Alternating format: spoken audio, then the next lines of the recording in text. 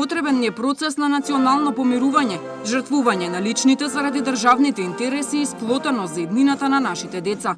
Председателот Иванов со силни пораки од Меморијалниот центар Пелинце, каде утрово се одбележаа 72 години од првото заседание на АСНОМ.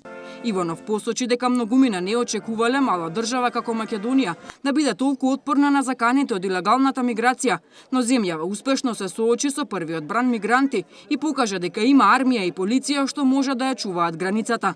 Сепак Иванов предупреди дека постои висок ризик од заканата од странски терористички борци, особено по очекувањата за вториот миграцијски бран.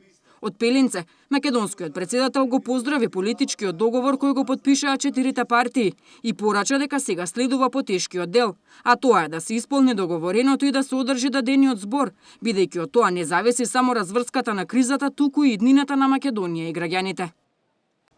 Ги повикувам политичките партии да се воздржуваат од непризнавање на волјата на граѓаните тогаш кога ќе изгубат избори, но и од игнорирање на неистомислениците тогаш кога ќе се добијат избори.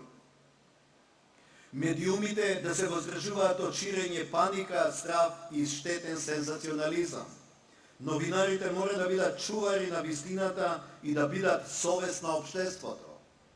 Цивилното општество и интелектуалците да се воздржуваат од отровен цинизам, од демонизирање на оние со кои не се согласуваат. Ги повикувам нашите европски и евроатлански партнери да не ги користат последиците од блокадите како причини за нови блокади. Денес, на ден Илинден, во името на нашите херои од минатото, но и од нашите деца, кои се херои на иднината, ве повикувам да ги жртвуваме личните заради општите интереси, теснопартиските заради државните интереси, да изградиме култура на диалог и компромис, но и чувство за единство околу државните интереси. Ве повикувам диалогот да го водиме во демократските институции, а не во странските амбасади. Поддршката да ја бараме од граѓаните, а не од меѓународните фактори.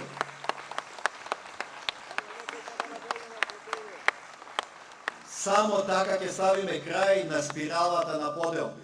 Илјадници македонци и овој 2 август се собраа пред Меморијалниот центар на АСНОМ во Пелинце. За граѓаните овој празник значи единство. Таква порака испратиле нашите предци кои го дадоа животот за македонската држава, а наша обврска е тоа да го почитуваме. Празникот 2 Илиндена представува АСНОМ и Крушевската република. Тоа е, ако не постои тоа, нема да се признае нашата држава, Република Македонија. Ние со векови постоиме и ќе постоиме за секогаш.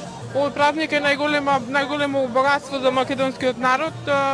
Еден ден кој треба да ни зближи сите, да бидеме поблиски, да внимаваме да се сочуваме државата, независноста, нашите деца да растат овде, да бидат слободни, па и внуци и сите да ни биде убаво. Треба да биде уште помасовно луѓето да доаѓаат, да се одбележува овај настан, овој историски настан, не за нас граѓаните, за Република Македонија. Многу значаен датум за македонскиот народ, со оглед на тоа дека на 2 август 1944 година на заседанието на АСНО е формирана првата македонска држава. На само 10 километри од Пелинце, во манастирот Прохор Пчински, каде пред 72 години се одржало првото заседание на АСНОМ и овој 2 август беше празно. Мал беше бројот на македонски и српски државјани кои утрово се сетија да го посетат местото, каде е воспоставена македонската државност, а македонскиот јазик бил воведен како службен. Денеска на овој голем празник, македонски Илинден, решивме да прошетаме малку тука, да го посетиме манастирот Прохор Пчински, бидејќи тука пред 72 години е одржано заседанието на АСНОМ и за прв пат се воспоставени темелите на македонската државност. Така да, ќе прошетаме, ќе погледаме малку околу манастирот, во манастирот. Сметате ли дека вакви празници треба да не обединуваат наместо да не разединуваат? Па наравно, тоа во сваком случај. Јас имам велики значај за современа Македонија, за македонска држава, али тоа е питање кое треба да се решава со Република Србија. Значи, манастир има свој живот и нема многу додирни тачака заседањима комунистичких организација. Наместо чувар на македонската историја, овој манастир денеска е символ за негирање на еден важен историски настан за македонскиот народ. Манастирот Прохор Пчински денеска не е сведок на 2 август пред 72 години. Поради спорот помеѓу македонската и српската православна црква, 6-та година поред македонска делегација не го посетува местото каде беа удрени темелите на македонската државност.